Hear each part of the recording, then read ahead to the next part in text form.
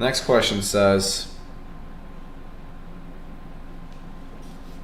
refer to the accompanying table for Waxwania, which we're going to assume is a company, or sorry, a country. And so we have 3 columns. The first one is government expenditures given by G. The second one is tax revenues given by T, and the third one is real GDP, usually given by Y. And so looking at the column, we can see that government expenditures is constant at $160. And then basically the change is going to happen with regards to GDP and tax revenue.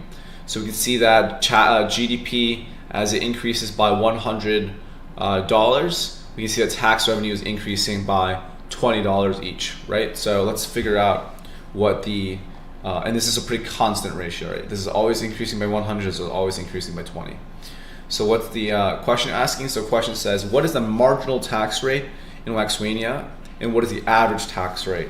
So marginal tax rate refers to, for every GDP, a dollar increase in GDP, how much is tax revenue increasing? For this question, it's fairly simple because it's a constant rate of change, right? So from $500 to $600, we can see that real GDP has increased by $100, and simultaneously tax revenue has increased from 100 to 120, so by $20.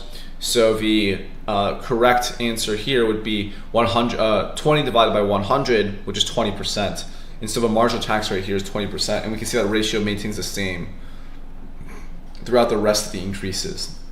And so the answer here would be 20%. And then the average tax rate is also going to be really easy because, like we said, this rate of change is constant through all the different levels of GDP. And so in that sense, every marginal tax rate is 20%. And so the average tax rate would also obviously be 20%.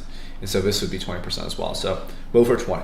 Let's take a look at the previous tutor's answer. So the previous tutor said change in Y is 100, change in tax is 20. The marginal tax rate is the change in tax over the change in GDP. So 20 divided by 100 or 20%, right?